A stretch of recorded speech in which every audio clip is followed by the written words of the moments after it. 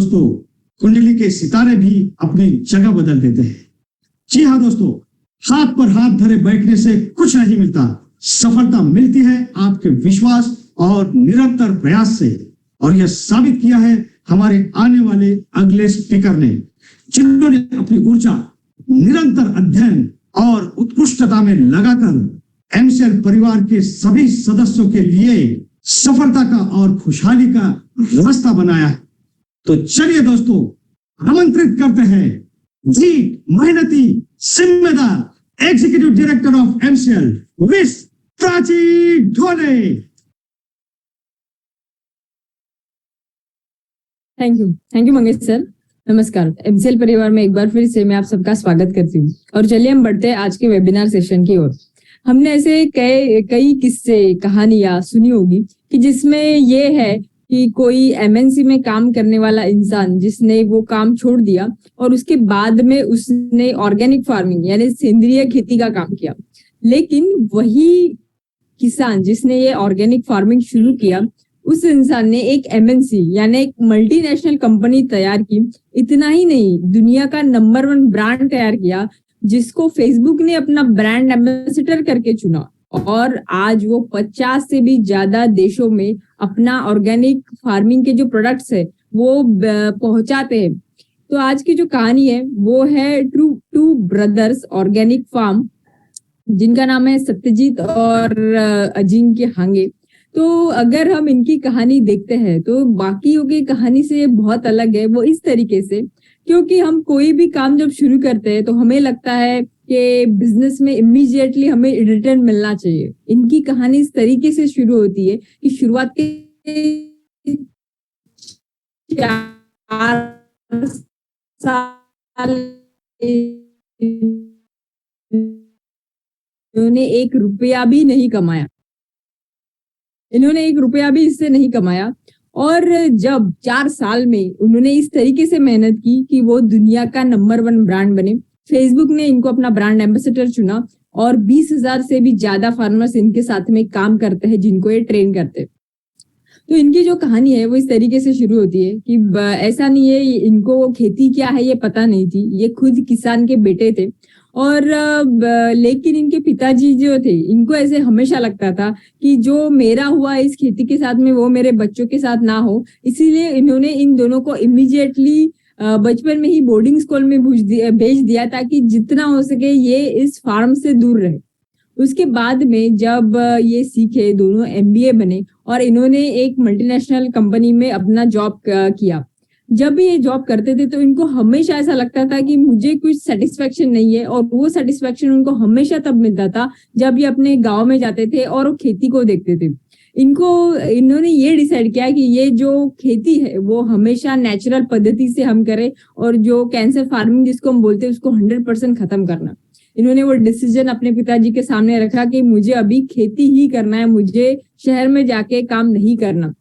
जब उनके पिताजी ने ये सुना तो उनको लगा जिस चीज के लिए मैंने इनको हमेशा दूर रखा, अल्टीमेटली वो लोग यही चाहते। तो वो गुस्सा हुए, इन्होंने इनसे बात करना छोड़ दिया। लेकिन ये बिल्कुल अटल रहे अपने काम पे। शुरुआत में इन्होंने जो की ये थी वो थी पपैया से।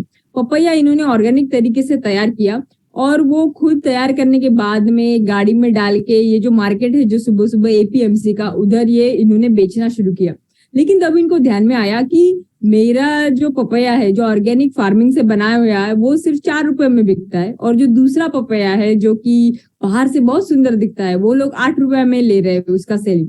तब इन्होंने उनसे क्वेश्चन पूछा कि ऐसा क्यों, मेरा तो ज्यादा बेहतर है। तो उनको जो ये थे एजेंट, उन्होंने ये बोला कि लोग वो पपैया खरीदते हैं जो बाहर से सुंदर दिखता है, अंदर का जो है वो किसी को उससे लेना देना नहीं है।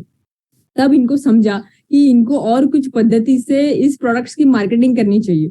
लास्ट में इन्होंने क्या किया कि जो ठेले में फ्रूट्स लेके लोग बैठते थे, ये लोग उनके पास में गए, पहले उनको ये पपैया खिलाया और उनको बताया कि देखो ये पपैया आपकी जो अदर पपैया है जो फर्टिलाइजर से तैयार है उससे कितना बेहतर है। इतना नहीं, इन्होंने खुद खड़े रह के जो भी कस्टमर्स आते थे उनको भी ये बताया कि हमारा पपैया कितना बेहतर है और ये हमें क्यों खाना चाहिए। लेकिन धीरे धीरे ऐसा करते करते उनको ये ध्यान में आ रहा था कि कुछ इसमें प्रॉफिट नहीं है। उनको समझ में आ रहा था कि कुछ एक गैप है जो मेरे प्रोडक्ट को अच्छी तरीके से मार्केटिंग मुझे करना चाहिए, तभी वो गैप खत्म हो सकता है। तो इन्होंने ये सोचा कि इस प्रोडक्ट की वैल्यू जहाँ पे होती है, जैसे कि मॉल्स है या तो फिर ऐसे इंटरनेशनल लेवल है जहाँ पे मेरा प्रोडक्ट अच्छे तरीके से लोग इसकी वैल्यू समझते हैं, वहां पे मुझे बिकना चाहिए। धीरे धीरे इन्होंने डिजिटल मार्केटिंग, मॉल्स, ऐसे सभी जो बेस्ट चीजें हैं जो कि ऑर्गेनिक प्रोडक्ट्स को प्रमोट करते हैं, वहां पे इन्होंने अपना मार्केटिंग जो स्ट्रेटेजी है वो यूटिलाइज किया। और यही देखते हुए फेसबुक का इन्होंने जिस तरीके से वापर किया, तो फेसबुक के इन्होंने इनको इंडिया के लिए अपना ब्रांड एम्बेसडर चुना। और आज इस मोमेंट पे 20,000 से ज्यादा फार्मर्स को ये ट्रेन करते हैं कि ऑर्गेनिक फार्मिंग कैसे करना है। और इतना ही नहीं, 30,000 स्क्वायर फीट का इनका खुद का आज प्री प्रोसेसिंग सेंटर है, जहाँ पे वो ऑर्गेनिक प्रोडक्ट्स का प्री प्रोसेसिंग करके उसका पैकेजिंग करके ऑल ओवर वर्ल्ड में सेंड करते हैं। तो ये जो कहानी थी, ये आज की कहानी थी एक दो भाइयों की जुनून की, कि अगर कोई अपने जुनून पे उतर आए एक भारतीय किसान, तो वो अपना भारत देश का नाम कहाँ पे लेके जा सकता है। और एमसीएल यही चाहती है कि हर एक गांव से एक ऐसा इंसान तैयार हो जो अपने भारत देश को फिर से sustainable economy in the world बनाए। तो चलिए अभी बुलाते हैं ऐसे इंसान को जिनका जुनून तब तक नहीं रुकेगा जब तक MCL number 1 company in the world नहीं बनती है और भारत देश को फिर से एक सस्टेनेबल इकोनॉमी हम नहीं बनाते। Thank you.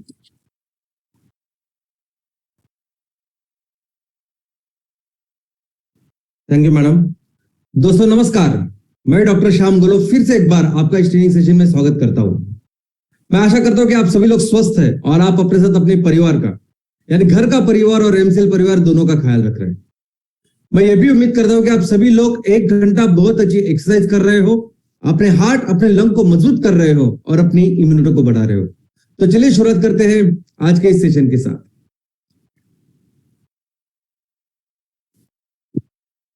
दोस्तों 10 अगस्त को पूरी दुनिया वर्ल्ड बायोफ्यूल डे यानी जागतिक जैव ईंधन दिन को मनाती है और भारत में एमसीएल परिवार भी बहुत बड़ी उत्साह से इस दिन को मनाता है। लेकिन कोई भी दिन हम क्यों मनाते हैं?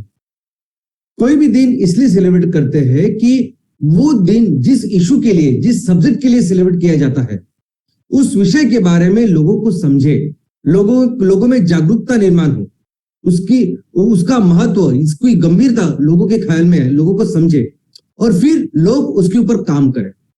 दोस्तों हम कई सारे दिन मनाते हैं, कई सारी बीमारियों के लिए दिन मनाते हैं। कैंसर के लिए दिन मनाता है, हृदय रोग के लिए दिन मनाते हैं, लेप्रेसी हो, ट्यूबरकुलोसिस हो, मलेरिया हो, डेंगू हो, हर बीमारी के लिए हम दिन मनाते हैं। और उसका कारण एक ही होता है कि इस बीमारियों के बारे में लोगों को समझे, पता चले, उनमें जागरूकता निर्माण हो, उन्हें पता चले कि किस तरह से हम इन बीमारियों से लड़ सकते हैं, इससे बच सकते हैं। वैसे भी कई सारे महान राष्ट्र पुरुष हैं जिनकी जयंती हम मनाते हैं और उसका एक ही कारण होता है कि इस राष्ट्र पुरुषों ने जो भी काम किया, जो भी कंट्रीब्यूशन किया लोगों के लिए, समाज के लिए, अपने देश के लिए, वो सब लोगों को पता चले, समाज को पता चले और इससे हम सब प्रेरणा ले और वही प्रेरणा लेके हम भी कुछ अपने लाइफ में कुछ अच्छा कंट्रीब्यूट करें। तो वैसे ही वर्ल्ड बायोफ्यूल डे इसलिए मनाया जाता है कि इस बायोफ्यूल के बारे में, जैव ईंधन के बारे में पूरी दुनिया को पता चले। और आज तो जैसे बदलते हालात है, जैसे हमारे सामने हर दिन जलवायु परिवर्तन का जो संकट है वो गहरा होता जा रहा है, क्लाइमेट चेंज गहरा होता जा रहा है, उस दिनों में तो इस दिन का बहुत ही ज्यादा विशेष महत्व है और हमें कोशिश करनी चाहिए कि इसके बारे में पूरी दुनिया को पता चले। इनफैक्ट एमसीएल तो ऐसे ऑर्गेनाइजेशन जो हर दिन ये दिन मनाती है। तो ये जागतिक जैव ईंधन दिन है, वो 10 अगस्त को मनाया जाता है हर साल। तो क्या हुआ इस 10 अगस्त को, क्यों 10 अगस्त को ही? तो दोस्तों एक बहुत ही महान ऐसे वैज्ञानिक हुए जिनका नाम था सर रुडोल्फ डीजल। उन्होंने 1893 में उन्होंने डीजल इंजन की खोज की थी। इनफैक्ट ये वो डीजल इंजन था जिसी के नाम से वो डीजल को डीजल कहा गया, उसको डीजल ऐसे बोलते हैं। सबसे पहले इन्होंने ये जो डीजल इंजन बनाया वो उन्होंने चलाया पीनट ऑयल के ऊपर, यानी जैव ईंधन के ऊपर, बायोडीजल के ऊपर। और तभी उन्होंने प्रेडिक्ट किया था कि ऐसा एक वक्त आएगा कि ये जो इंजन है, जो उस टाइम का दुनिया का सबसे शक्तिशाली इंजन था, डीजल इंजन था, उन्होंने कहा था कि एक दिन ऐसा आएगा, एक वक्त ऐसा है कि हम सबको फिर से इस जैव ईंधन की तरफ जाना पड़ेगा। और यही था वो दिन, 10 अगस्त का वो दिन था कि जिस टाइम उन्होंने ये करके पूरी दुनिया को जैव ईंधन के बारे में बताया था। तो इसीलिए इस दिन को 10 अगस्त को पूरी दुनिया में जैव ईंधन दिन करके मनाया जाता है। तो चलिए समझते हैं कि बायोफ्यूल या जैव ईंधन का मतलब क्या होता है। तो जैव ईंधन यानी ईंधन जो तैयार होता है बायोलॉजिकल यानी जैविक रॉ मटेरियल से। अभी जो नॉर्मली हम जो फॉसिल फ्यूल का इस्तेमाल करते हैं उसे कहते हैं हम लोग पेट्रोकेमिकल्स या पेट्रोल। जब पहली बार इसकी खोज हुई तो लोगों ने इसको पेट्रोल कहा। इसका मतलब है पेट्रोल यानी रॉक, उससे निकला हुआ तेल। तो रॉक से या पत्थर से निकला हुआ तेल इसको पेट्रोल कहने लगे। बाद में जैसे उसके इस डीजल के, इस क्रूड ऑयल के या पेट्रोल के, इस फ्यूल के कई सारे बाकी केमिकल्स तैयार हुए और उस केमिकल्स के आधार पर कितनी सारी इंडस्ट्रीज तैयार हुई और इन सभी केमिकल्स को कहा गया पेट्रोकेमिकल्स, क्योंकि उसकी खोज हुई, उसकी शुरुआत हुई उस पेट्रोस से।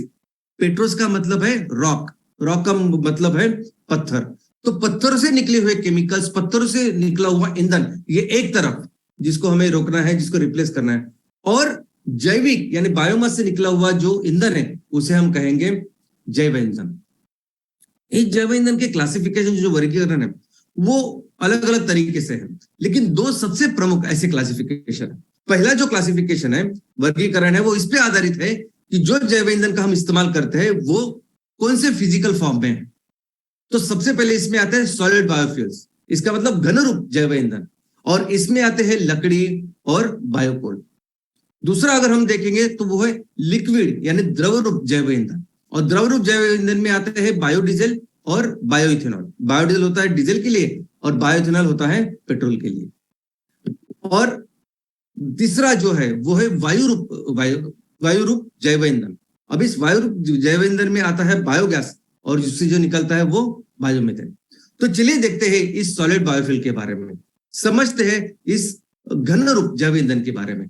तो घन रूप जैव ईंधन नैसर्गिक या प्रकृति से भी तैयार होता हुआ हो। एक तो प्रकृति से तैयार कर सकते हैं, नहीं तो हम फैक्ट्री में उसको तैयार कर सकते हैं। जो नेचुरली प्रकृति में हमें मिलता है वो है ऑफकोर्स लकड़ी। अभी हम देखते हैं कि कितनी सारी ऐसी लकड़ियों की पेड़ों की टहनी होती है या सूखी लकड़ी होती है जिसका इस्तेमाल भारत देश में और कई सारे देश में ईंधन के तौर पर किया जाता है। चाहे वो कुकिंग का ईंधन हो, घर के लिए, घरेलू चीज के लिए, या कमर्शियल चीजों में भी इसका उपयोग होता है।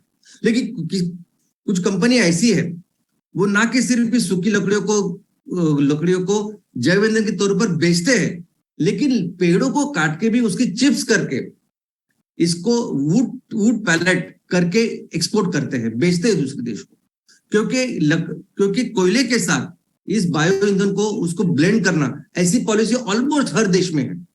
तो कोयले के साथ 5%, 10% जैव ईंधन डालना चाहिए और उसको जलाना चाहिए, ऐसी पॉलिसी हर जगह है। इसलिए कुछ कुछ कंपनी ऐसी है कि जो इस लकड़ी को काट के उसके स्मॉल स्मॉल प्लेट्स लगा के वो बेचती है विदाउट प्रोसेसिंग।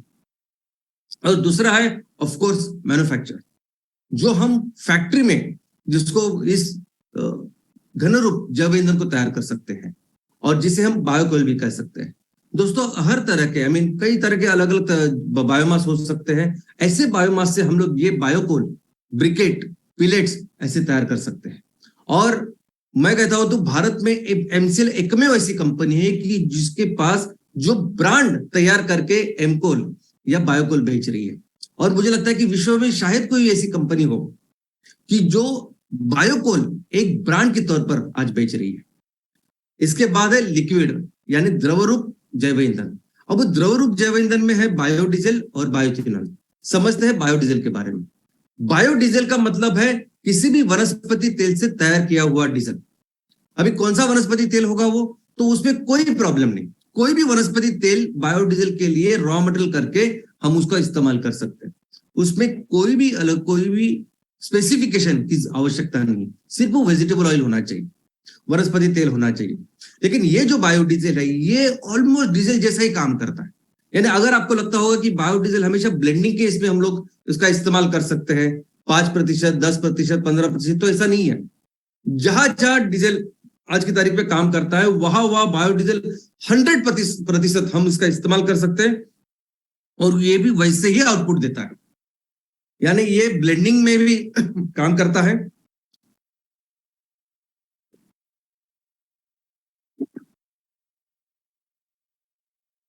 ब्लेंडिंग में भी ये काम करता है, यानी डीजल के साथ, नॉर्मल फॉसिल डीजल के साथ आप इसको ब्लेंड करो, इसका इस्तेमाल करो और 100% बायोडीजल का भी इस्तेमाल कर सकते हैं हम लोग।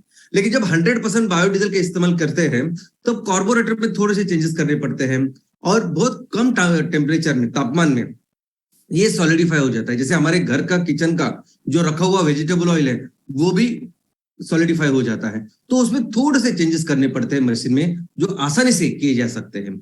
आज की तारीख में यूरोप में, अमेरिका में ऐसी गाड़ियां बनती है जिसमें ये चेंजेस करके ये गाड़ियां बनती है। तो ये सभी गाड़ियां जो यूरोप में बनती है, यूरोप में है, अमेरिका में है, ब्राजील में है, ये गाड़ियां 100% बायोडीजल पे भी चल सकती है, बायोडीजल बायोइथेनॉल पे, 100% पेट्रोल डीजल पे भी चल सकती है और दोनों का कोई भी ब्लेंड हो उसके ऊपर भी चलती है। और ऐसी गाड़ियों को कहते हैं फ्लेक्स इंजन वाली गाड़ियां। और भारत में भी अभी ऐसी गाड़ी की शुरुआत होने वाली है कि जो गाड़ियां 100% बायोडीजल, 100% इथेनॉल और 100% फॉसिल फ्यूल और इनकी कोई भी ब्लेंड के ऊपर चलेगी। पूरी दुनिया में जो भी बायोडीजल बनाया जाता है, जिस देश में बनाया जाता है, वो अपने देश में जो रॉ मटेरियल अवेलेबल है, जो वेजिटेबल ऑयल अवेलेबल है, उससे वो बायोडीजल बनाते हैं। जैसे यूरोप में आप जाएंगे तो रेपसीड ऑयल है जिससे वो बायोडीजल बनाते हैं। अमेरिका में जाओगे तो सोयाबीन ऑयल है, उससे वो बायोडीजल बनाते हैं। मलेशिया में जाओगे तो वहां पाम ऑयल है, उससे बायोडीजल बनाते हैं। तो हर देश अपने अपने देश में जो भी वेजिटेबल ऑयल अवेलेबल होता है उससे बायोडीजल बनाता है। अभी भारत की बात करें तो भारत की परिस्थिति आज वेजिटेबल ऑयल में ऐसी है कि पिछले साल हमने इस 2022 में 60% ऑलमोस्ट जो वेजिटेबल जो हमें खाने के लिए लगता है वो हमने बाहर से मंगाया, 60%। तो यार इस वेजिटेबल ऑयल से बायोडीजल तो हम लोग बना ही नहीं सकते क्योंकि हमारे पास है ही नहीं। तो फिर इसके ऊपर काफी दिनों से रिसर्च हुआ। 2006 में एक पॉलिसी बनी कि जो इसके ऊपर थी कि किस तरह से हम अपने देश में बायोडीजल का उत्पादन करें। तो इस बायोडीजल के लिए फिर रॉ मटेरियल कौन सा होगा, तो इसके लिए संशोधन करने के बाद एक वनस्पति को चुना गया। वो वनस्पति का नाम है जट्रोफा। दोस्तों जट्रोफा एक तो पूरे देश में हर जगह आता है, हर राज्य में उसके अलग अलग नाम है। हमारे देश में जट्रोफा के 200 से ज्यादा जाति, 10,000 से ज्यादा उपजाति है। इसको एरंड, मोगली एरंड, रान एरंड, जमाल गोटा, ऐसे कई सारे लोकल नेम है जिससे हम उसको पहचानते हैं। और ये जेट्रोफा अगर आप देखोगे तो जेट्रोफा एक श्रब है, यानी बहुत बड़ा पेड़ नहीं है, तो छोटा पेड़ है और उसकी जो रूट सिस्टम है वो फाइब्रस है, तंतुमय है। तो कोई सी भी ऐसी जमीन जो ज्यादा उपजाऊ नहीं है, बंजर है, थोड़ी सी मिट्टी है, ऐसी मिट्टी में भी ये आता है। बहुत ज्यादा अगर सूखा पड़े तो भी ये मरता नहीं और अगर बाढ़ भी आए तो ये उससे कुछ फर्क नहीं पड़ता। तो ऐसे जट्रोफा की फिर उसको चुना गया और जट्रोफा के बेस के ऊपर पॉलिसी का निर्माण हुआ कि हम जट्रोफा का निर्माण करेंगे, ज्यादा से ज्यादा उसमें जो सीड्स आती है उससे जट्रोफा का ऑयल बनेगा और उससे बायोडीजल बनेगा। उसी के साथ और एक वनस्पति के ऊपर काफी अच्छा काम हुआ है भारत में और उसका नाम है करंजा। ये भी लोकल अलग अलग नाम से इसको पहचानते हैं, पूरे भारत देश में होता है। पोंगामिया पिनाटा ऐसा उसका टेक्निकल या बॉटनिकल नेम है। लेकिन ये कोई श्रब या छोटा ऐसा पेड़ नहीं, ये बड़ा वृक्ष है, बड़ा पेड़ है। तो इसकी जो रूट सिस्टम है वो नॉर्मल एक बड़े पेड़ के जैसी होती है और उसके बेनिफिट्स भी वैसे। तो इसके फ्रूट्स आने के लिए, ये बड़ा होने के लिए शायद टाइम लग सकता है, लेकिन एक बार वो पूरा बड़ा होने के बाद तो बहुत सारे फल, बहुत सारे सीड्स, बीज देता है जिससे काफी सारा तेल निकल सकता है। और एक बड़ा वृक्ष होने के कारण उसके कई सारे अच्छे अच्छे चीजें या बेनिफिट्स भी है। लेकिन वो वैसी जगह पे आता है जहां फिर उसको पोषक ऐसी परिस्थिति हो, उसको पोषक ऐसी जमीन हो। अभी हमारी जो नेशनल बायोडीजल पॉलिसी थी 2006 में हमने इस पॉलिसी को तैयार किया। भारत सरकार ने जब इस पॉलिसी को तैयार किया तब उन्होंने प्रॉपर ये जेट्रोफा बेस्ड पॉलिसी थी और उन्होंने फिर उसके आगे एक अपने टारगेट्स भी रखे कि कैसे हम बायोडीजल बनाएंगे, कैसे इसको नॉर्मल डीजल के साथ ब्लेंड करेंगे, 2009 तक कौन सा लक्ष्य होगा, 2012 तक हम कहाँ जाएंगे, वो सब टारगेट्स उन्होंने तैयार किए। और इन्होंने सब पूरा प्रोत्साहन भी दिया था कंपनियों को कि आप इसको काम करो। ये जट्रोफा को लगाने के लिए उन्होंने ऐसी जो बंजर जमीन थी वो कंपनियों को दी कि आप लीज के ऊपर दी कि आप करो इसके ऊपर काम। लेकिन फिर भी ये आगे बढ़ नहीं पाया। जितना जितना एक्सपेक्टेड था, अपेक्षित था, उतना बिजनेस, इतना इतना सेक्टर, इस सेक्टर का एक्सपेंशन नहीं हुआ। और उसका प्रॉब्लम था रॉ मटेरियल, क्योंकि उतने स्केल में इस रॉ मटेरियल का उत्पादन ही नहीं हुआ। अभी जैसा मैंने कहा कि जट्रोफा के 200 से ज्यादा जाति और 10,000 से ज्यादा उपजाति है, तो कौन सी वैरायटी का वो रॉ मटेरियल का इस्तेमाल करना चाहिए, या कौन सी वो एग्रोनॉमिक प्रैक्टिसेस से, कौन सी टेक्नोलॉजी की जिससे वो बेहतर लगेगा और बेहतर हम लोग उगा पाएंगे, ऐसी इसके ऊपर काम ही नहीं हुआ। तो जिन्होंने भी इस रॉ मटेरियल को लगाया, जिन्होंने भी इसके ऊपर काम किया, ऐसे था कि 3 साल के बाद उसको फ्रूट्स आना चाहिए, ऐसे अपेक्षित था या एक्सपेक्टेड था। लेकिन 4-4, 5-5 साल के बाद भी ना तो ये श्रब वो 3-4 फीट के ऊपर बढ़ा, ना ही इसको फ्रूट आए। और इसी जगह पे जब मैंने 2005 और 5 में मैंने और डॉक्टर लवेश सर, हम दोनों ने इस पे बहुत काम किया था। मुंबई के नजदीक ठाणे में हमने ऑलमोस्ट 1000 एकड़ में ये जट्रोफा की लागवड की थी, प्लांटेशन की थी। और जो हमने प्लांटेशन की थी वो सिर्फ 10 महीने में वो 6 फीट हुआ और उसको फ्रूट्स आए, जिसको देखने के लिए कई भारत से तो लोग आते ही थे, लेकिन बाहर से भी लोग आते थे। तो इसी के कारण वो जट्रोफा आगे बढ़ा नहीं, उसको जितना रॉ मटेरियल चाहिए वो हुआ नहीं। लेकिन कुछ देश ऐसे कि जिन्होंने इस पॉलिसी को बहुत अच्छी तरह से इंप्लीमेंट किया, जैसे मलेशिया, उन्होंने बायोडीजल पॉलिसी तैयार की, उसको अच्छी तरह से आगे लेके गया और ब्लेंडिंग भी उन्होंने की। आज पूरी दुनिया में जो बायोडीजल का उत्पादन होता है, सबसे ज्यादा उत्पादन करता है अमेरिका, मैक्सिमम। उसके बाद अगर परसेंटेज में देखेंगे तो यूरोपियन यूनियन या यूरोप है, सभी देश मिलकर। ब्राजील इंडिविजुअल अगर देखेंगे एक देश, तो अमेरिका के बाद आता है ब्राजील, और बाद में फिर इंडोनेशिया और बाकी छोटे छोटे देश। हमारा कॉन्ट्रीब्यूशन इसमें बहुत ही कम है। दूसरा जो है ये है बायोडीजल, और पेट्रोल के लिए जो 100% पेट्रोल को रिप्लेस कर सकता है, ऐसे जीव ईंधन का नाम है बायो इथेनॉल। कोई भी ऐसा रॉ मटेरियल जिस रॉ मटेरियल में बहुत ज्यादा कार्बोहाइड्रेट हो, बहुत ज्यादा शुगर हो, ऐसे शुगर वाले रॉ मटेरियल को अगर आप फर्मेंटेशन कर दे तो उससे बनता है अल्कोहल, और वही है बायो इथेनॉल। अब ये बायो इथेनॉल जैसे 100% बायोडीजल इस्तेमाल कर सकते हैं, डीजल को रिप्लेस कर सकते हैं, वैसे ही बायो इथेनॉल 100% पेट्रोल को रिप्लेस कर सकता है। 100% भी कर सकता है, अलग अलग ब्लेंडिंग में भी कर सकता है, और सिर्फ वो फ्यूल करके ही नहीं, तो कई सारे उसके कई ज्यादा उसके एप्लीकेशंस हैं। आज पेट्रोकेमिकल्स में बेस्ड जो इंडस्ट्रीज है, कई सारी जगह पे बायो इथेनॉल रॉ मटेरियल करके जाता है। लेकिन ये चीज सिर्फ बायो इथेनॉल के साथ नहीं है, तो इससे भी बेहतर है मिथेनॉल। दोस्तों, आज हम देखते हैं कि क्रूड ऑयल जो है, तो क्रूड ऑयल का ईंधन के तौर पर हम लोग इस्तेमाल कर रहे हैं, लेकिन इसी क्रूड ऑयल से कई सारे ऐसे रॉ मटेरियल तैयार होते हैं, जैसे प्लास्टिक, रबर, कितने सारे, और उस पे बेस पे कई सारे इंडस्ट्रीज है, कई सारे इंडस्ट्रीज के सेक्टर्स है, हजारों कंपनियां जो इसके ऊपर डिपेंडेंट होती है आज की तारीख में। और इस पेट्रोकेमिकल के चीजों को इस्तेमाल करने के बाद जो हो रहा है हम देख रहे हैं, कचरे का। लेकिन इस पूरे पेट्रोकेमिकल को 100% रिप्लेस कर सकता है मिथेनॉल। आज अब ये जो चित्र आप देख रहे हैं, इस चित्र में हर कोई चीज जो आज की तारीख पे पेट्रोकेमिकल से तैयार होती है, वो मिथेनॉल से तैयार हो सकती है। और ये मिथेनॉल किससे, तो ये बायोमास बेस हो सकता है, लेकिन सबसे इंपॉर्टेंट चीज जो मिथेनॉल तैयार करने के लिए लगती है वो है कार्बन डाइऑक्साइड। यानी कार्बन डाइऑक्साइड जो हम समझते हैं कि कार्बन डाइऑक्साइड बहुत ज्यादा हो रहा है, जिसकी वजह से ग्लोबल वार्मिंग हो रही है, लेकिन जब इसी कार्बन डाइऑक्साइड से अगर ये रॉ मटेरियल करके चाहिए, इंडस्ट्री के लिए चाहिए, तो उतना कार्बन डाइऑक्साइड बिल्कुल नहीं है। और ऐसी परिस्थिति में हम जो एमसीएनजी प्रोजेक्ट करके हम शुरुआत करने वाले हैं, हम इस एमसीएनजी प्रोजेक्ट में जो बायोगैस तैयार होगा उसमें 60% मीथेन आता है और 30 से 35% तक उसमें होता है कार्बन डाइऑक्साइड। तो ये कार्बन डाइऑक्साइड आने वाले दिनों में इस मिथेनॉल को तैयार करेगा और एक बहुत बड़ी इंडस्ट्री का निर्माण हम लोग सब मिलकर करेंगे। ये अलग कभी उसके बाद डिस्कस करेंगे।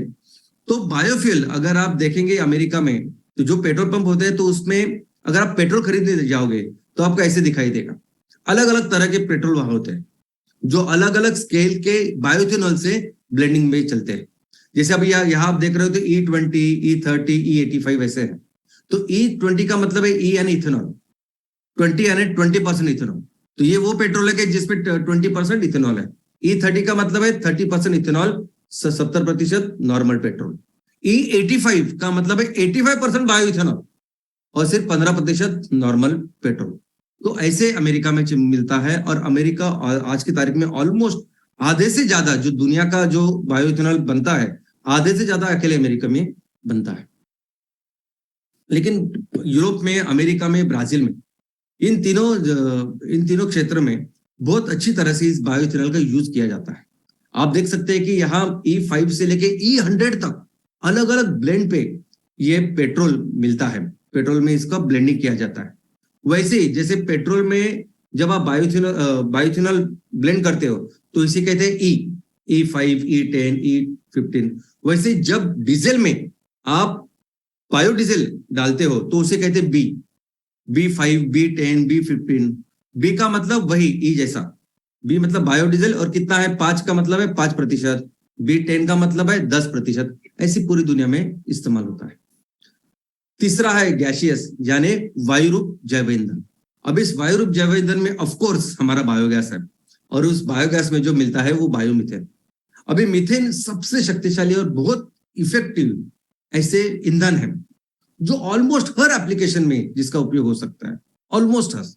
और इस बायोमीथेन को या बायोगैस को कैसे तैयार करते हैं?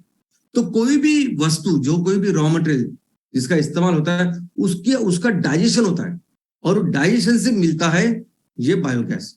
जैसे हम लोग खाना खाते हैं, कोई भी खाना अगर हमने खाया, उस खाने के बाद उसका डाइजेशन होने के बाद 2 चीजें हमें मिलती है अपने शरीर को। एक तो मिलती है ऊर्जा, और जिस ऊर्जा के साथ आज मैं अभी बात कर रहा हूँ, हम लोग सभी चीजें करते हैं। और दूसरा जो होता है वो न्यूट्रिएंट बेस चीज होती है, जिसको हम निकाल देते हैं कल दूसरे दिन सुबह में।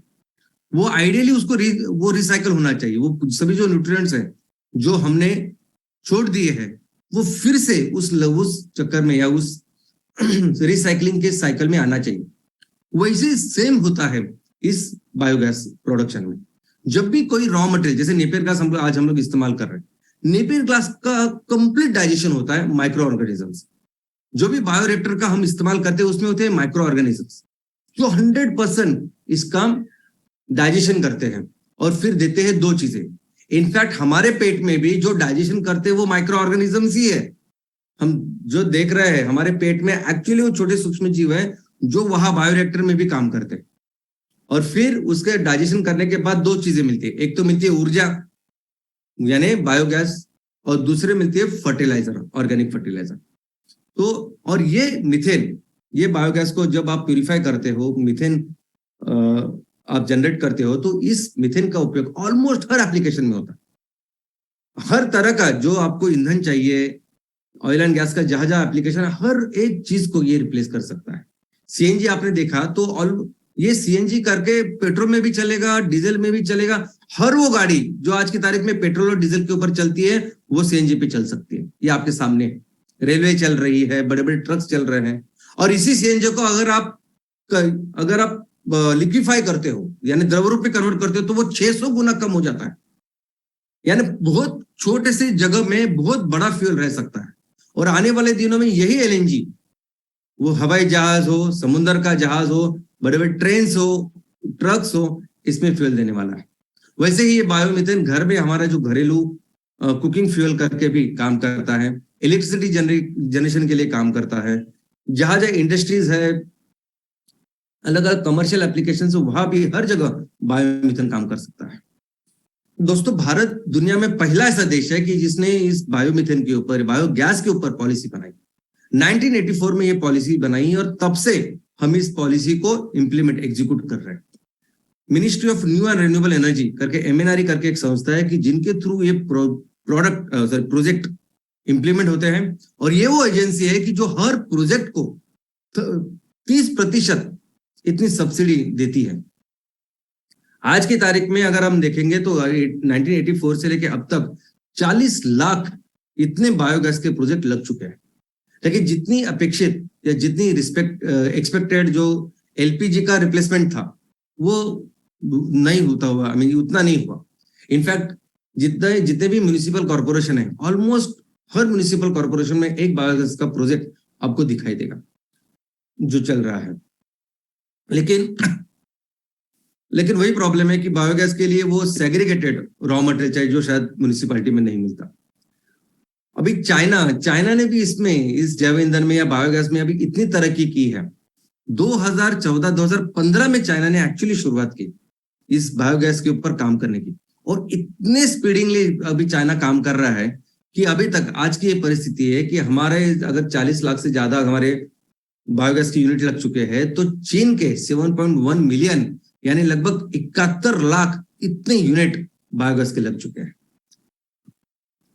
ये जो बायोफ्यूल का, जैव ईंधन का क्लासिफिकेशन है, ये जो हमने देखा, घन रूप, द्रव रूप, वायु रूप, वैसे ही एक दूसरा क्लासिफिकेशन है जिसका ज्यादा इस्तेमाल होता है, और वो क्लासिफिकेशन है कि किस तरह का रॉ मटेरियल आप इस्तेमाल कर रहे हैं, किस तरह की टेक्नोलॉजी का आप इस्तेमाल कर रहे हो। तो टेक्नोलॉजी बेस्ड ये क्लासिफिकेशन है। इनफैक्ट जैसे किसी भी सेक्टर में हमने देखा है कि किसी टेक्नोलॉजी बेहतर हो जाती है, वैसे प्रोडक्ट भी बेहतर होता जाता है। पहले टीवी कैसा था, अभी टीवी कैसा है, वो उसमें एलसीडी आई, एलईडी आई, बाकी सब चल रहा है। वैसे ही अभी मोबाइल की तरफ मोबाइल का हमने देखा, कंप्यूटर का हमने देखा, कैसे कंप्यूटर तो रहा, धीरे धीरे करके कैसे कंप्यूटर आ रहे हैं, मोबाइल कैसे आ रहे हैं। मोबाइल में आज के तारीख में 4G चल रहा है। 4G का मतलब है 4th जनरेशन। हर ये जो टेक्नोलॉजी का निर्माण होता है उसे कहते हैं जनरेशन। तो मोबाइल हमने देखा कि फर्स्ट जनरेशन में था, 2G आया यानी second generation, 2 generation, 3G, 4G और अभी 5G आने वाला है। वैसे ही सेम जनरेशन का क्लासिफिकेशन इस जैव ईंधन में भी है। पहला है 1G या फर्स्ट जनरेशन बायोफ्यूल्स, जैव ईंधन। अब ये वो बायोफ्यूल्स है कि जहां रॉ मटेरियल का जो इस्तेमाल होता है वो रॉ मटेरियल सभी एडिबल, यानी जिनका फूड, जिनका अनाज करके हम इस्तेमाल करते हैं, उसका रॉ मटेरियल करके इस्तेमाल हो रहा है। यानी जो अनाज के तौर पर लोग उसका बाकी के देशों में जो उपयोग करते हैं, उसको हम रॉ मटेरियल करके लेते हैं और उससे जैव ईंधन का उपयोग करते हैं।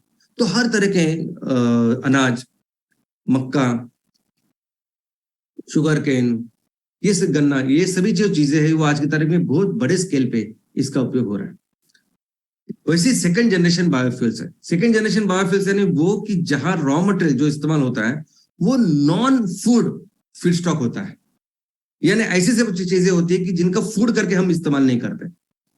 तो इसमें of course non edible oil है।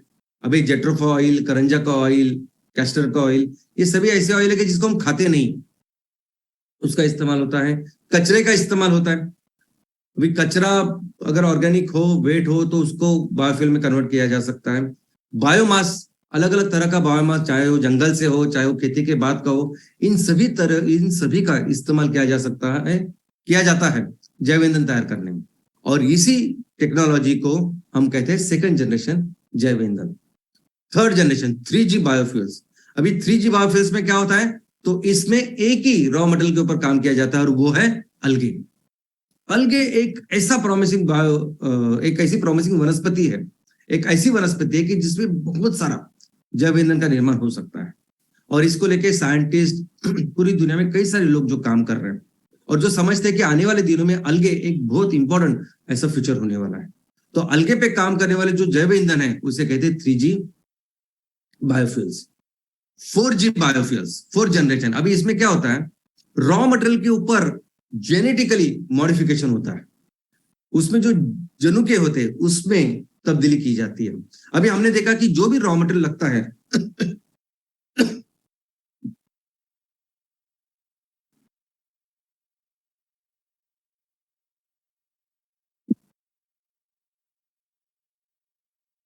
हर रॉ मटेरियल ऑलमोस्ट हम लोग खेती में तैयार करते हैं, उसकी प्लांटेशन करते हैं।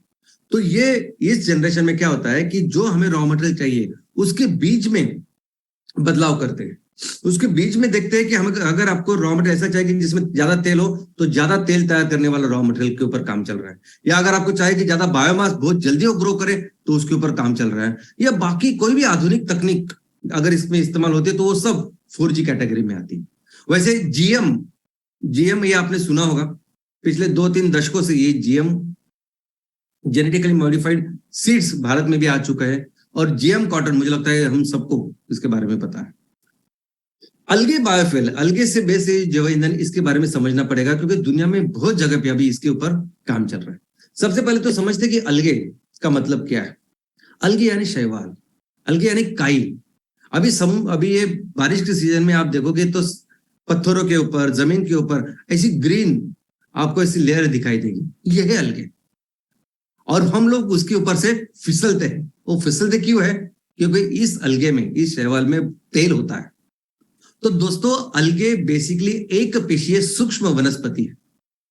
अलग अलग तरह की वनस्पति है, बहुत बड़े बड़े पेड़ है, वृक्ष है, हर तरह की वनस्पति आप देखते हैं। इस सभी वनस्पति की सबसे पहली वनस्पति, एक पेशीय सूक्ष्म वनस्पति अगर कोई है तो वो है अलगे। इस दुनिया में जो जीवों की उत्पत्ति हुई है, आज आप देख रहे हैं तो दो तरह के जीव है, एक है वनस्पति कैटेगरी और दूसरी है प्राणी कैटेगरी। लेकिन इनकी सबसे पहली जो शुरुआत हुई इस दुनिया के ऊपर, वो हुई एक ऐसे एक पेशीय जीव से कि जिसके पास न्यूक्लियर मटेरियल भी नहीं था बराबर, वो सब डिस्पर्स था। बाद में आया, यानी वो था प्रोकैरियोट्स, बाद में यूकैरियोट्स की जिसमें ये न्यूक्लियर मटेरियल जो है वो ऑर्गेनाइज हुआ सेल में, एक पेशीय जीव। और एक पेशीय जीव से फिर ऐसे दो अलग अलग जीव बने। प्राणी के लिए जो जिससे प्राणी बने बाद में, उसका पहला एक पेशीय प्राणी जिसे कह सकते हैं वो था प्रोटोजोआ। और उससे वो प्रोटोजोआ बन के इतने सारे अलग अलग तरह के जीव आज हम अपने सामने देख रहे हैं। वैसे ही वनस्पति से पहले एक पेशीय वनस्पति अगर कोई बनी होगी इस यूकैरियोट से, तो उसका नाम था अलगे। और इस अलगे से अभी आज की तारीख में दुनिया में जितनी भी अलग अलग तरह की वनस्पति बनी है ना, वो अल्टीमेटली स्टार्ट हुई है इस अलगे से। और आज भी ये अलगे मिलते हैं। तो इसका मतलब है कि ये अलगे दुनिया में हर जगह मिलते हैं और हर तरह के अलगे हैं। समुद्र वाले अलगे, फ्रेश वाटर वाले अलगे, हर तरह के आप जहां देखोगे वह अलगे हो सकते हैं। और इस अलगे से कैसे बायोफ्यूल, जैव ईंधन का निर्माण हो सकता है? तो सबसे पहले तो इस अलगे में तेल हो सकता है। तो as a source of oil, यानी इस अलगे का तेल निकल सकता है और इस तेल से फिर हम बायोडीजल तैयार कर सकते हैं और इसका जैव ईंधन करके इस्तेमाल कर सकते हैं। दूसरा जो है, इस अलगे से बहुत सारा बायोमास हमें मिलता है। अभी जब बायोमास मिलता है तो इस बायोमास को फिर हम फर्मेंटेशन कर सकते हैं, उसका बायोमिथेनेशन कर सकते हैं और अलग अलग तरह के जैव ईंधन के हम प्रोडक्ट तैयार कर सकते हैं। दोस्तों, ये जो अलगे है इसके बहुत सारे टाइप्स है। जैसे मैंने कहा कि दुनिया की कोई भी ऐसी जगह नहीं जहां अलगे नहीं है, कंपलसरी अलगे है। जो मनुष्य को पता है, ऐसे इस अलगे के 3 लाख से ज्यादा जाति है, यानी 3 लाख टाइप्स तो हमें पता है, तो जो नहीं पता ये बहुत ज्यादा हो सकते हैं। लेकिन अलगे की कैटेगरी की जा सकती है कि अलगे ऐसे अलगे की जो तेलों में ज्यादा है, ऐसे अलगे जो बायोमास बहुत ज्यादा देते हैं, जो बाकी के कोई फूड करके बहुत बेटर है। अलगे की ग्रोथ जैसी होती है तो ये ग्रोथ लीनियर नहीं होती। जैसे बाकी के पेड़ बढ़ते हैं, वृक्ष बढ़ते, तो वैसे नहीं अलगे बढ़ते। तो अलगे मल्टीप्लाई होता है, यानी एक पेशीय वनस्पति है तो 1 के 2, 2 के 4, 4 के 8 ऐसे अलगे बढ़ते हैं। और लेकिन इस अलगे को आज की तारीख में भारत में जो इसका प्रोडक्शन होता है, वो प्रोडक्शन होता है उसके हेल्थ बेनिफिट के लिए। इनफैक्ट इस अलगे को, इस शैवाल को या काई को सुपर फूड ऐसा कहा गया है। इसमें इतनी सारे, इतने अच्छे तत्व है, इतने मिनरल्स, इतने विटामिन, इतनी सेहत, इतने ओमेगा ऑयल्स इसमें है कि जो बहुत जरूरी होते हैं शरीर के लिए। अगर आप एक कैप्सूल लीजिए, एक गोली अगर ले अलगे की, तो पूरा दिन आपके सभी जो रिक्वायरमेंट है उसको पूरा कर सकती है। तो आज की तारीख में ये जो अलगे की खेती हो रही है, सुपर फूड करके हो रही है। और अगर आपने नाम सुना होगा स्पिरुलिना इज बेसिकली अलगे, जिसका हम सेवन करते हैं। तो अलगे का प्रोडक्शन, अलगे जिस तरह से तैयार करते हैं, ऐसे 2 तरीके हैं। एक तो तरीका है photo bio reactor method, PBR. अभी क्या होता है कि अलगे अगर आप देखोगे तो पानी के सिर्फ ऊपरी हिस्सों में कुछ मिलीमीटर में ही अलगे तैयार होते, पानी के नीचे तैयार नहीं होते। तो अगर अलगे का प्रोडक्शन करना है, अलगे ज्यादा से ज्यादा तैयार करना है, तो हमें पानी का सरफेस ज्यादा से ज्यादा चाहिए और ऑफ कोर्स वहां लाइट चाहिए कि जिसके वो सूर्य प्रकाश मिले, प्रकाश संश्लेषण हो। इसलिए इस तरह का एक ट्यूब का या रिएक्टर का निर्माण किया गया है, जिस रिएक्टर में आप देख सकते हैं कि जिस रिएक्टर में पानी होता है और इस पानी में, इस रिएक्टर में फिर अलगे की हम खेती करते हैं। इस ट्यूब को कहते हैं फोटोबायोरिएक्टर। वो कांच की होती है, वो प्लास्टिक की होती है, और बाद में इस ट्यूब को आप कैसे भी रखिए, अलग अलग तरीके से आप इसको रख सकते हैं। लेकिन ऑलमोस्ट 70 से ज्यादा वेरिएबल्स है जो अलगे की इस ग्रोथ को कंट्रोल करते हैं। यानी अलगे की ग्रोथ अगर आपको बहुत फास्ट चाहिए, फास्ट प्रोडक्शन चाहिए, तो अलगे इतना एफिशिएंट वनस्पति है कि उसको फिर ज्यादा कार्बन डाइऑक्साइड लगेगा, तो आपको कार्बन डाइऑक्साइड देना पड़ता है।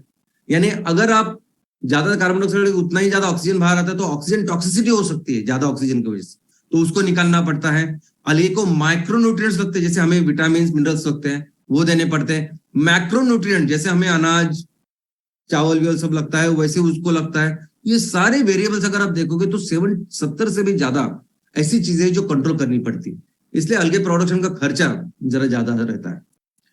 दूसरी जो पद्धति है वो है ओपन पॉन्ड। यानी अलगे के लिए आप फिर ऐसे ओपन तालाब तैयार करते हो और उसमें उसकी खेती करते हो। अलगे दुनिया का सबसे एफिशिएंट ऐसी वनस्पति है, दुनिया का सबसे एफिशिएंट प्लांट है। अभी वनस्पति जो है, हम देखते हैं कि वनस्पति इतनी महत्वपूर्ण क्यों है कि वो हमारे वातावरण में जो भी ये कार्बन डाइऑक्साइड है वो लेती है, सोखती है, और वो लेके हमें ऑक्सीजन प्रदान करती है। और ये कितनी एफिशिएंटली कोई भी वनस्पति कर सकती है, तो ये डिपेंड होता है कि उसमें कितना क्लोरोफिल है। अगर ज्यादा क्लोरोफिल है तो ज्यादा एफिशिएंटली करती है। अभी कोई भी वनस्पति से ये अगर आप अलगे कंपेयर करोगे तो अलगे सबसे ज्यादा एफिशिएंट। इसका कारण यह है कि किसी भी पेड़ से वनस्पति का जो आकारमान, जो उसकी साइज होती है, उसके अनुसार उसका जो प्रोपोर्शन होता है क्लोरोफिल का, उसे कई ज्यादा प्रोपोर्शन होता है अलगे में। यानी अलगे की जितनी साइज होती है और उसमें जितना क्लोरोफिल होता है वो बहुत ज्यादा होता है।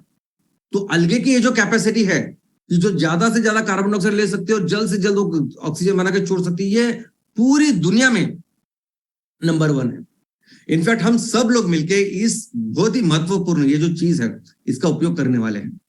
आने वाले दिनों में हम सभी एक बहुत स्पेशल ऐसे प्रोजेक्ट्स करने वाले हैं एमसीएल परिवार में, आप सभी उद्योजक। आज की तारीख में आप देख रहे हैं कि इंडस्ट्रीज में, कारखानों में जो भी एमिशन तैयार होता है, जो भी धुआं तैयार होता है, वो धुएं को ऐसे ऊपर छोड़ा जाता है जिसे चिमनी के तहत। और उस चिमनी को अगर आप देखोगे तो ऐसी चिमनी होती है और ऊपर वो धुआं निकल जाता है। लेकिन अलगे के साथ अभी आने वाले दिनों में हम एक ऐसे करने की जरूरत नहीं, ये चिमनी तैयार करने की जरूरत नहीं है, एमिशन हवा में डालने की जरूरत नहीं। जो भी एमिशन तैयार होता है उसको पाइप के जरिए हम डायरेक्टली अलगे के पॉन्ड में, अलगे के तालाब में उसको छोड़ सकते हैं। और अलगे बहुत एफिशिएंटली उसको कार्बन डाइऑक्साइड को निकालेगा, ऑक्सीजन भी डालेगा। और अगर जहां सल्फर डाइऑक्साइड, सल्फर डाइऑक्साइड है, सल्फर का स्क्रबिंग भी बहुत अच्छा अलगे से होता है। दोस्तों, पूरी दुनिया में, यानी अमेरिका में, जापान में, चाइना में, इस अलगे को लेके, अलगे प्यूरिफाई को लेके कितने सारे स्टार्टअप्स बन चुके हैं ऑलरेडी। लोगों ने काम नहीं किया, लोगों ने प्रोडक्ट तैयार करके बेच रहे हैं आज। यानी घर का प्यूरिफायर, ऑफिस का प्यूरिफायर, बाहर सड़क पे प्यूरिफायर, आप देख सकते हैं कि सड़क पे भी उन्होंने बड़ा प्यूरिफायर लगाया, वो अलगे का है। और वहां ऐसे स्टार्टअप तैयार करके वो बेच रहे, सब प्रोडक्ट बेच रहे हैं जो अलगे बेस्ड है। हम भी ऐसे तैयार करने वाले, हम भी अपने गांव को, अपने शहरों को स्वच्छ कर सकते हैं। हर सिग्नल के लेवल पे, सिग्नल पे हम लोग इस तरह का एक अलगे का प्यूरिफायर लगा सकते हैं जो हवा को शुद्ध करेगा। इनफैक्ट यूरोप में अगर आप देखोगे तो ऑलरेडी ऐसे प्यूरिफायर उन्होंने लगे जो अलगे बेस्ड है। अब इस जैव ईंधन को लेके एक कंट्रोवर्सी भी है, बहुत इंपॉर्टेंट कंट्रोवर्सी है, और वो है फूड वर्सेस फ्यूल। आज के तारीख में 750 करोड़ लोग इस दुनिया में रहते हैं, जो शायद कुछ दिनों में 800 हो जाएंगे। और इसमें से ऑलमोस्ट 100 करोड़ लोग ऐसे हैं जिनको आज पेट भर खाना नहीं मिलता, 100 करोड़ से ज्यादा भी। और मैक्सिमम जैव ईंधन, सबसे ज्यादा जैव ईंधन आज जिस रॉ मटेरियल से तैयार हो रहा है वो सब खाना ही है, अनाज ही है। यानी वो अनाज जो किसी की भूख मिटा सकता है। और ऑलरेडी ऐसी जरूरत है, 100 करोड़ से ज्यादा लोग ऐसे हैं कि जिनको भूख लगती है, जिनको भूख पूरी नहीं होती। वो ऐसी कंडीशन में अगर आप खाने का उपयोग, वो चावल, अनाज का उपयोग अगर आप इसके लिए कर रहे हो, तो बहुत सारे ऐसे संगठन है दुनिया में, बहुत सारे लोग हैं कि जो इसका निषेध करते हैं, जो बोलते हैं कि ऐसा नहीं होना चाहिए। तो ये बहुत बड़ी कंट्रोवर्सी जो पूरी दुनिया में चल रही है। और इसका कारण भी अगर आप देखोगे प्रॉपर साइंटिफिकली, उन्होंने जो फिगर्स हमारे सामने रखे कि अगर आप 8 बकेट अगर आप कॉर्न या मेज या भुट्टा जिसे हम कहते हैं वो तैयार करते हो, तो उस 8 कॉर्न से 21.6 गैलन अभी 1 गैलन यानी 3.25 लीटर।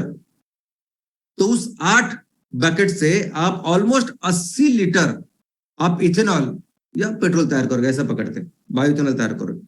लेकिन वही 8 बकेट अगर आप किसी को खाने के लिए देंगे तो एक आदमी का पूरे साल का खाने का जो अनाज है वो तैयार हो सकता है ये। और इसीलिए इस फूड वर्सेस फ्यूल के क्रिटिसिज्म की वजह से, इस कंट्रोवर्सी की वजह से ऐसे कई सारे आपको कार्टून्स दिखाई देंगे जो तैयार कर रहे और भेज रहे, यानी लोग हराम अनाज मांग रहे हैं और ये जैव ईंधन उनको दे रहे, ईंधन दे रहे। एग्रीकल्चर लैंड कितनी इस्तेमाल की जाती है इसके लिए, अगर इसके आंकड़े आप देखोगे तो पूरी दुनिया में जितनी भी खेती होती है, जितना भी क्षेत्र है, 7% जमीन जो है वो, उसमें जितना भी खाना या अनाज तैयार होता है वो पूरा जैव ईंधन के लिए जाता है।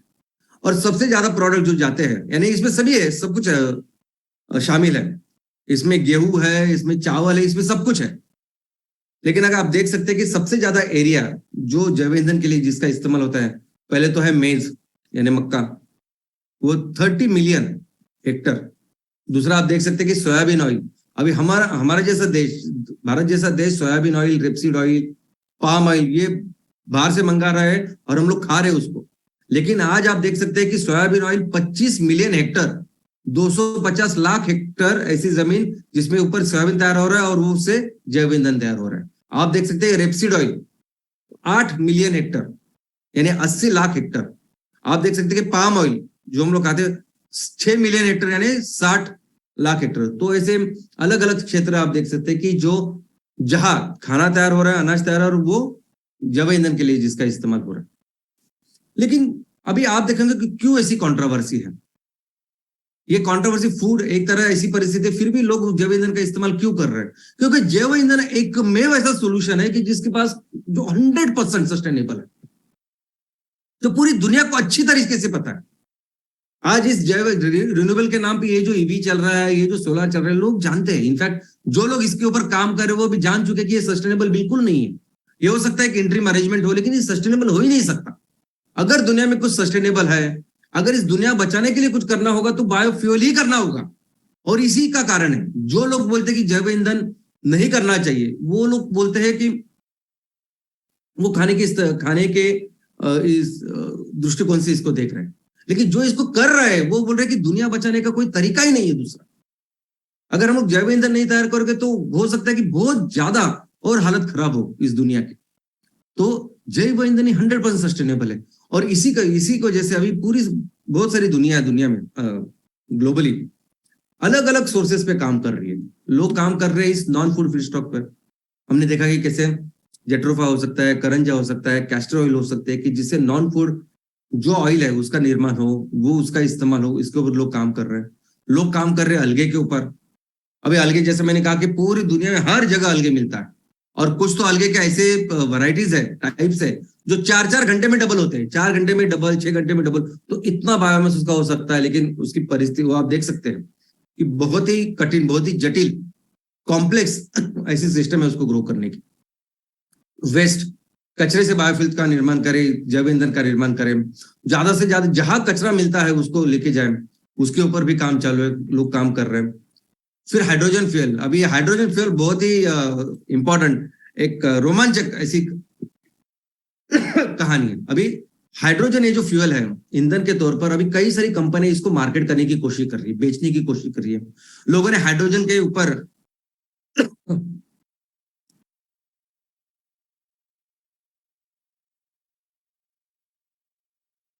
गाड़ियां लाई है और पता रहे कि देखो हाइड्रोजन के ऊपर ये सब कुछ चलता है, हम लोग हाइड्रोजन के ऊपर जाना चाहिए। तो दोस्तों ये हाइड्रोजन बायोमास से तैयार होता है, सिंपल प्रोसेस होती है फर्मेंटेशन से, उससे बन सकता है। लेकिन आज मैं उसके बारे में आपको बताना चाहूंगा कि आज की तारीख में दुनिया में एक मूवी बहुत ही सुपरहिट चल रही है। हर देश में वो मूवी सुपरहिट चल रही है, हमारे देश में भी। और उस मूवी का नाम है, इंग्लिश मूवी, हॉलीवुड मूवी का नाम है ओपेनहाइमर। अब ये ओपेनहाइमर ये ऐसे एक साइंटिस्ट की, वैज्ञानिक का आत्मचरित्र है, जीवन चरित्र है। वो वैज्ञानिक जिसने अणुबॉम्ब बनाया, वो वैज्ञानिक जिसने एटम बॉम्ब बनाया और जिसका उपयोग करके अमेरिका ने जापान को पूरी तरह से बर्बाद किया। लेकिन उसके बाद उस टेक्नोलॉजी का निर्माण करने के बाद पूरे दुनिया में ऐसी जंग छिड़ी है। हर देश चाहता है कि उसके पास अणुबम हो, वो काम कर। और ऑफ कोर्स हुआ है, कई सारे देशों ने अपने अपने अणुबम तैयार किया, उसमें कंपटीशन चल रहा है, तुम्हारे पास कितने हैं, मेरे पास कितने। फिर ऐसा हुआ कि नहीं, इसका हम लोग अच्छी चीज के लिए भी इस्तेमाल कर सकते हैं, तो इससे क्लीन एनर्जी का निर्माण कर सकते हैं। तो जापान में नहीं, यूरोप में, अमेरिका में, बाकी के देशों में फिर न्यूक्लियर रिएक्टर, इस अणुबॉम्ब की टेक्नोलॉजी के ऊपर फिर एनर्जी तैयार करने के प्रोजेक्ट चालू हुए, जिसे अणु ऊर्जा हम कहते हैं। लेकिन ये प्रोजेक्ट, इसमें कुछ भी अगर थोड़ा सा हादसा हुआ, कुछ भी थोड़ा सा एक्सीडेंट हुआ, तो ऐसा समझे कि अणुबॉम्ब फूट गया, ये हो गया, उसका एक्सप्लोड हो गया। और वैसे ही पूरी हानि होती है जैसे उस अणुबॉम्ब की वजह से जापान की हुई। तो फिर अभी एक बहुत बड़ी पहल है पूरे दुनिया में कि अणु ऊर्जा नहीं चाहिए, कहीं भी नहीं। अभी इस अणु ऊर्जा के नेक्स्ट अगर कुछ ऊर्जा है, इस अणु बॉम्ब के ऊपर नेक्स्ट अगर कोई बॉम्ब है, तो वो हाइड्रोजन बॉम्ब। हाइड्रोजन बॉम्ब है, उससे भी ज्यादा शक्तिशाली ऐसा बॉम्ब है। नॉर्थ कोरिया के किम जोंग, आप सभी शायद जानते होंगे कि वो वहां के हुकुमशाह है, डिक्टेटर है। उन्होंने पूरी दुनिया को बताया कि देखो, हमसे उलझना नहीं, हमारे पास हाइड्रोजन बॉम्ब है। और इतना शक्तिशाली वो हाइड्रोजन है, उसको स्टोर करना इतना डिफिकल्ट है, उसको कैसे हम इस्तेमाल कर सकते हैं। जो भी गाड़ी इसके ऊपर चलती है, जो एक्सपेरिमेंट हुए, वो इतने, फिर उसमें जो कुछ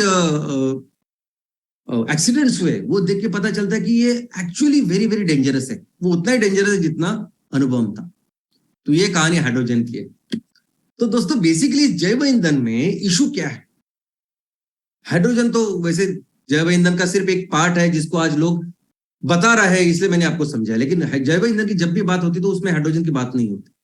बाकी के सभी जो हमने देखे, बायोडीजल, बायोइथेनॉल, बायोमीथेन, ये सब कुछ जो है, अब ये सस्टेनेबल सोल्यूशन है, दुनिया को बचाने वाले सोल्यूशन है। लेकिन क्यों नहीं वो उस लेवल पे जाते? क्यों नहीं उसका इतना काम होता? क्यों वो अपने इस फॉसिल फ्यूल को रिप्लेस नहीं कर पाते? तो सबसे बड़ा प्रॉब्लम इसमें कुछ है, तो वो है रॉ मटेरियल। रॉ मटेरियल ही नहीं है। रॉ मटेरियल नहीं उस लेवल पे, उस स्केल पे। जो भी छोटे छोटे प्रोजेक्ट आपने देखा होगा, वेस्ट से बनता है कुछ बायोफ्यूल, या कोई करंजा से, या कोई जट्रोफा से बना रहा है, अलग अलग चीजों से बन रहे, वो इतने छोटे हैं कि लोग गिनते भी नहीं उसको। अगर कोई एक दूसरा प्रोजेक्ट चालू है ना, कोई देखता भी नहीं उसकी तरफ। इतनी बड़े स्केल पे, इतनी बड़े लेवल पे आज हमें इस ऑयल एंड गैस या ये ईंधन लगता है, और फिर उसको जितना रॉ मटेरियल चाहिए वो नहीं है। इसलिए आज जितना भी मैक्सिमम जो बायोफ्यूल या मैक्सिमम जैव ईंधन का निर्माण हो रहा है, वो हो रहा है सिर्फ और सिर्फ अनाज की वजह से। अनाज का ही इस्तेमाल कर, क्योंकि कोई दूसरा ऑप्शन ही नहीं है इस रॉ मटेरियल के लिए। और जो भी बाकी के ऑप्शन के ऊपर हम काम कर रहे हैं, वो नहीं उतनी प्रॉमिसिंग। वेस्ट की बात करें, कचरे की बात करें, तो जितना भी कचरा हम लोग तैयार करते हैं ना, जो गीला कचरा होता है, अभी हमारे जो वेस्ट में 50-60% गीला कचरा होता है, लेकिन वो सेग्रीगेटेड चाहिए ना। अगर उसमें प्लास्टिक है, रबड़ है, शर्ट है, चप्पल है, तो वो हम उसका नहीं इस्तेमाल कर सकते, उससे नहीं जैव ईंधन तैयार करते, उस प्रोसेस को में वो काम नहीं करेगा। इनफैक्ट कचरे का तो ऐसा है कि अगर आप हर कचरे को सेग्रीगेट करके दे, कोई भी कचरा हो, तो 100% रिसाइकल हो सकता है, कोई जरूरत नहीं है वो पहाड़ों को बड़ा करने की। लेकिन वैसा नहीं है। रॉ मटेरियल के आगे एग्रीकल्चर वेस्ट की बात करें, बाकी के किसी बायोमास की बात करें, तो वो उतनी लेवल पे नहीं जितने ऑयल एंड गैस चाहिए। ऑयल एंड गैस के कंपैरिजन में बहुत छोटे हैं। जेट्रोफा वगैरह वो भी जो काम कर रहे हैं, वो भी बहुत छोटा है। अलगे की बात करें तो अलगे में इतना पैसा लगता है। ये जो मैंने कहा कि 72 वेरिएबल्स है कि जिसके ऊपर अलगे काम करते हैं, ये पूरी मशीनरी आप देख रहे हो, ये इतने कैपिटल इंटेंसिव है कि आज की तारीख में जो मैक्सिमम अलगे का उपयोग होता है वो सुपर फूड करके होता है। यानी स्पिरुलिना आप देखोगे तो 2000-2500 किलो में बेचते हैं वो लोग, तभी जाके वो फिजिबल होता है ना। अगर आप वो 40-50-100 रुपए वाला आप फ्यूल का निर्माण, उसमें बहुत डिफिकल्ट है ये करने में। फिर भी लोग काम कर रहे हैं, लेकिन डिफिकल्ट है, मुश्किल है। तो सबसे इंपॉर्टेंट प्रॉब्लम यह है ना दुनिया के सामने, कि किस तरह से इतने बड़े वॉल्यूम को ये तैयार करें। इतने बड़े ऑयल एंड गैस जब हम जैव ईंधन को देख रहे हैं कि एक सस्टेनेबल सोल्यूशन की तरफ, लेकिन वो किस तरह से इतने बड़े स्केल पे तैयार करें। और जब ये जैव ईंधन तैयार होता है ना, उसके लिए जो रॉ मटेरियल लगता है ना, उसको 5 गुना 10 गुना लगता है। 10 गुना अगर रॉ मटेरियल आपको लगता हो और प्रोडक्ट भी आपको इतना बड़ा चाहिए, तो ये कैसे तैयार करें, कैसे इसको हैंडल करें, वॉल्यूम कैसे करें, ये सबसे बड़ा प्रॉब्लम है दुनिया के सामने। और इसीलिए दुनिया जानती है, दुनिया ये मानती है, ये समझती है कि जैव ईंधन पे भले ही हम लोग देखे बात करें, लेकिन जैव ईंधन कभी फॉसिल फ्यूल को रिप्लेस ही नहीं कर सकता, क्योंकि वॉल्यूम ये इतना ग्रेट, इतना बड़ा है सब कुछ, तो ये पॉसिबल ही नहीं, मुमकिन ही नहीं। और यही कारण है कि कितनी ही तबाही हमारे आंखों के सामने हो रही, फिर भी क्रूड ऑयल पूरी दुनिया में राज कर रहा है। इस क्रूड ऑयल के ऊपर पूरी दुनिया की इकोनॉमी है, हर देश की इकोनॉमी इसके ऊपर चल रही है। वो रशिया इतने सबके सामने युद्ध कर रहा है यूक्रेन के साथ, और यूक्रेन को मदद करने के लिए यूनाइटेड नेशन का एक भी देश नहीं जा रहा, क्योंकि पूरे इस यूरोप को 40% से ज्यादा नेचुरल गैस रशिया से आती है। पूरी दुनिया को सबसे ज्यादा अगर क्रूड ऑयल कोई सप्लाई करता है वो रशिया, किसी की हिम्मत नहीं उसके आगे जाने की। तो ऐसी आज की परिस्थिति है कि जैव ईंधन की बात करें, लेकिन जैव ईंधन सब्स्टिट्यूट कर ही नहीं सकता, ऐसे लोगों का मानना है। और दोस्तों, ऐसे पोजीशन में, ऐसे परिस्थिति में जो एमसीएल कर रहे हैं, अगर इसको आप समझेंगे तो आप ज्यादा गर्व महसूस करोगे। जितनी ज्यादा पढ़ाई करोगे आप ऐसी परिस्थितियों की, ऐसे सिस्टम की, तो आपको पता चलेगा, आपको समझा कि हम क्या कर रहे हैं। आप बिजनेस के एंगल से नहीं, एक कंट्रीब्यूशन के एंगल से अगर हम देखेंगे तो आपको पता चलेगा कि एमसीएल किस तरीके से इस सब परिस्थिति को बदलने वाला है, बदल रहा है। क्यों मैं ऐसा क्यों 1, 2, 4 प्रोजेक्ट पहले चलाओ बाद में सब करो, ऐसे नहीं करते हम लोग। क्यों इतने सारे प्रोजेक्ट के पीछे पड़े हैं, क्यों इतना सब काम करने की कोशिश कर रहे हैं? क्योंकि हम दुनिया के लिए अभी ये जो एग्जाम्पल, ये सोल्यूशन है, ये तैयार कर रहे हैं, और जो हमारा कंट्रीब्यूशन दुनिया के लिए होने वाला है वो बहुत बहुत बड़ा होने वाला है। दोस्तों, दुनिया में कोई भी ऐसी कंपनी नहीं है जो इतनी सिस्टमैटिकली रॉ मटेरियल के ऊपर काम कर रही है, स्पेसिफिकली ये नेपियर ग्रास के ऊपर, अलगे बायोमास के लिए, अलगे के ऊपर काम कर रहे हैं। आप पूरा पढ़ाई करो उसके बारे में, आपको पता चलेगा क्या चल रहा है। और नेपियर ग्रास, एमसीएल पहली ऐसी कंपनी है जो इतने सिस्टमैटिकली नेपियर ग्रास के ऊपर, बायोमास के ऊपर काम कर रही है, जिससे हर क्वेश्चन, हर प्रॉब्लम सॉल्व होने वाला है। किसी कंपनी ने अभी तक नहीं किया। कुछ कंपनियां हैं थाईलैंड में, कुछ यहां ऑर्गेनाइजेशन है कि जिन्होंने नेपियर ग्रास से बायो सीएनजी बनाया। कितने स्केल पे बनाया आप पढ़िए। कोई भी इतने स्केल पे, इतने कमर्शियल स्केल में, इतने वॉल्यूम में किसी ने काम किया नहीं जो एमसीएल इसके ऊपर काम कर रही है। दोस्तों, एमसीएल पहली कंपनी है जो स्केल और बिजनेस मॉडल, यानी करना कैसे है। अगर 10 गुना आपको रॉ मटेरियल लगता है तो उस 10 गुना रॉ मटेरियल के साथ कैसे ईंधन का निर्माण करेंगे हम, कैसे हर गांव में, हर ग्राम पंचायत, जब मैं बात कर रहा हूं, यही सोल्यूशन अल्टीमेट, और ये प्रैक्टिकल सोल्यूशन हम कर रहे हैं उसको अभी, और ये दुनिया के लिए सोल्यूशन है। इनफैक्ट ये एमकोल जो है वो तो डिसरप्टिव है, वो तो पाथ ब्रेकिंग है, आउट ऑफ द बॉक्स है। दोस्तों, जितनी भी ग्लोबल वार्मिंग, जितनी भी तबाही आज हमारे आंखों के सामने हो रही है ना, उसका एक नंबर दुश्मन, एक जिम्मेदार अगर कोई है तो वो है कोयला। ये इंडस्ट्रियल रेवोल्यूशन के बाद ये अमेरिका हो, यूरोप हो, ये सभी डेवलप्ड जो नेशंस है ना, उन्होंने इतना कोयला जलाया है, उसके वजह से ये धुआं है ऊपर। और आज भी कोयले के ऊपर डिपेंडेंट है सब लोग, सभी इंफ्रास्ट्रक्चर कोयला इतने बड़े लेवल पे इस्तेमाल कर रहे हैं। और वहां ऐसे परिस्थिति में कोई इस कोयले को 100% रिप्लेस कर रहा है। कोई इस सबसे बड़े दुश्मन को रिप्लेस करने के लिए, उसका अंत करने के लिए एमकोल लेके आया है। तो इसके जैसा कॉन्ट्रीब्यूशन हो ही नहीं सकता। कोई, किसी ने सोचा नहीं होगा अभी तक कि ऐसे हम लोग एमकोल, कैसे बायोकोल ऐसा तैयार करेंगे, ऐसा सिस्टमेटिकली रॉ मटेरियल तैयार करेंगे, और ये पूरी दुनिया को एक सोल्यूशन देगा। आज हमारी ताकत इतनी है हम सबकी, हम मिलके दुनिया के लिए जितना कोयला लगता है ना, उससे 30% से ज्यादा कोयला तैयार कर सकते हैं। ऐसा भारत देश के में रिसोर्सेस हम कर सकते हैं मिलकर, और करेंगे। और ये एम कुकिंग सिस्टम, ये एम स्टोव, ये एम पिलेट्स, ये भी अगेन ब्रेक थ्रू, ये अगेन मिराकलस। ये जो चूल्हे हम लोग लेके आएंगे, ये 100% एलिमिनेट करेंगे इस एलपीजी को। और सिर्फ गांव में नहीं, गांव में वहां जो चूल्हे चलते हैं बायोमास, उसकी बात नहीं कर रहा हूं मैं। सबसे अच्छे महानगरों में, सबसे पॉश लोकेलिटी में, अच्छे घरों में, या 5 स्टार होटल में, हर जगह ये एम पिलेट्स, ये एम कुकिंग सिस्टम ऐसे जलने वाले हैं कि इसमें धुआं नहीं है, और वैसे जलेंगे जैसे एलपीजी जलता है। ये काम किसी ने अभी तक नहीं किया जो एलपीजी, जो हम एमसीएल कर रहे हैं। और सिर्फ इतना ही नहीं है, ये तो मैं आपको बता रहा हूं क्योंकि ये आपके सामने है। आने वाले दिनों में जो हर तरह के एप्लीकेशन है, जो भी अलग अलग तरह के फ्यूल ईंधन लगते हैं, हर तरह के ईंधन का सोल्यूशन हम देंगे, और वो भी सिर्फ और सिर्फ जैव ईंधन के माध्यम से वो हम करा के देंगे। इनफैक्ट यही कारण होगा कि आने वाले दिनों में सबसे ज्यादा इन्वेस्टमेंट अगर किसी कंपनी में होगी तो वो होगी एमसीएल। इसका कारण यह है दोस्तों कि हमारी इकोनॉमी आज की तारीख में 300 लाख करोड़ की है। यानी आप बिस्किट का पैकेट लीजिए 4 रुपए का, नहीं तो आप एक बड़ी कार खरीदिए 10 लाख की। ये सब कुछ पैसा लेके कितना बनता है जीडीपी? 300 लाख करोड़ का अपने देश का, इतने सारी आबादी, इतने लोगों का। और दूसरी तरफ ऑयल एंड गैस में हर साल में कितना निवेश होता है? पिछले साल कितना निवेश हुआ? तो 225 लाख करोड़। एक साल में 225 लाख करोड़ एक चीज में, एक सेक्टर में निवेश हुआ, और वो है ऑयल एंड गैस। तो सोचे जब ऐसे एग्जांपल लेके आएंगे ना, तो यही तरीका है, लोग यही पैसे डालने वाले हैं, और हम वो होने वाले हैं जो दुनिया को एक्चुअली फिर से सस्टेनेबल पाथ के ऊपर लेके जाएंगे।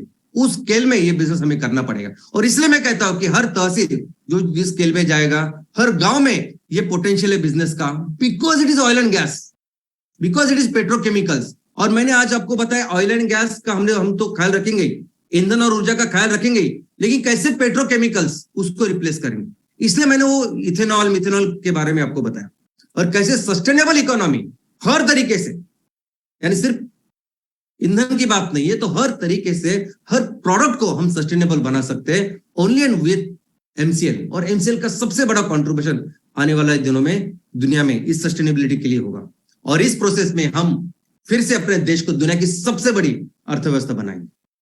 जय हिंद, जय एमसीएल। धन्यवाद।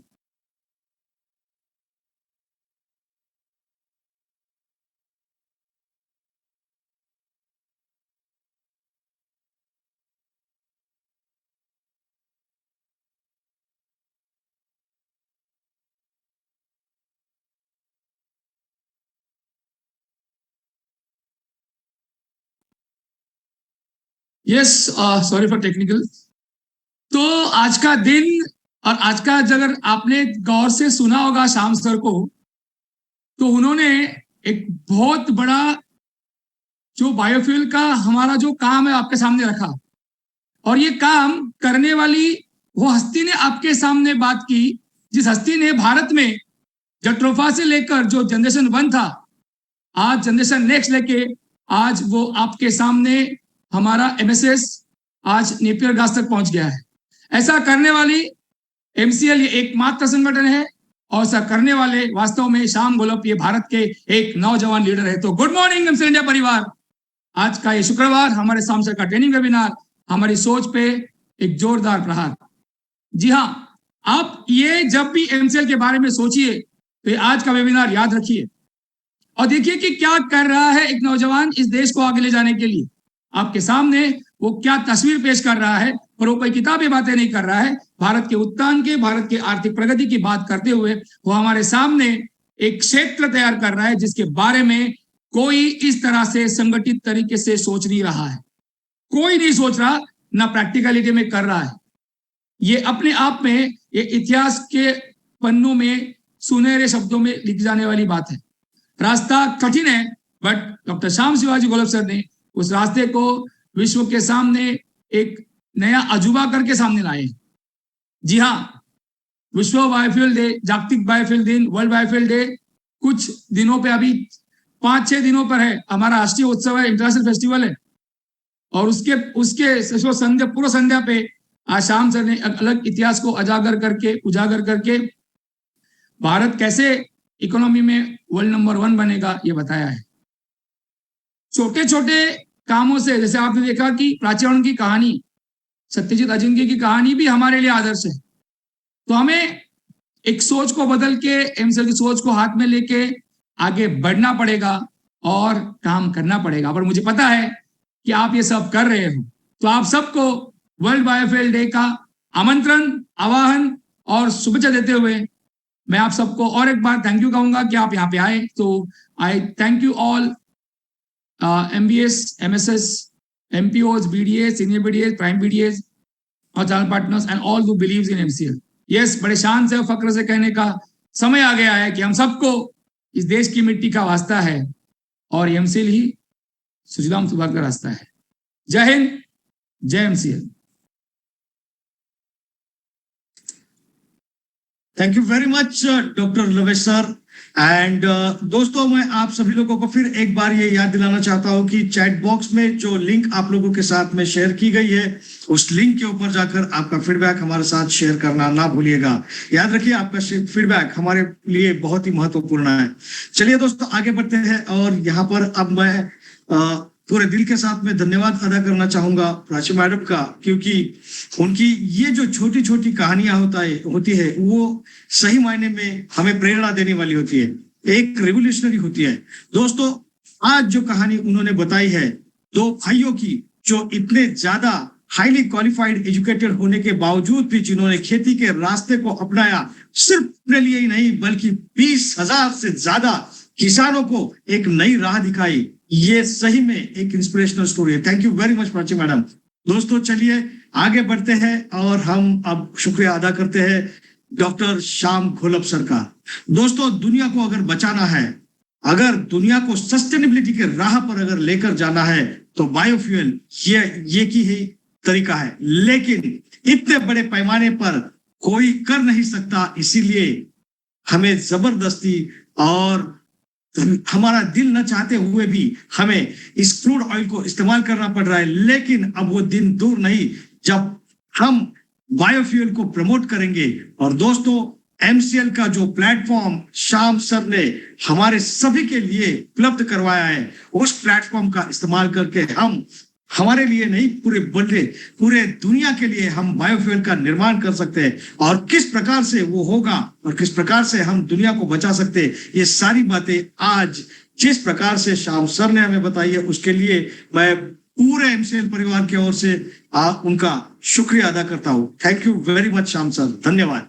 दोस्तों, आप सभी एमएसएस, आप सभी एमबीपी, सभी चैनल पार्टनर और हमारे सभी स्टेक होल्डर्स, साथ ही साथ हमारे सारे सीनियर प्राइम बीडीएस और हमारे सीनियर बीडीएस, इन सभी का भी मैं तहे दिल से शुक्रिया अदा करना चाहता हूं, क्योंकि आप सभी की वजह से, हाँ दोस्तों, आप सारे लोग जो ग्राउंड लेवल पर काम कर रहे हैं, उन्हीं की वजह से एमसीएल आज यहाँ तक, इस मुकाम तक पहुंचा है। तो दोस्तों, जल्द ही मिलेंगे हम, और तब तक के लिए मैं मंगेश शेलार, आपका होस्ट, ये घोषित करता हूं कि आज का ये वेबिनार यहीं पर समाप्त हुआ। धन्यवाद।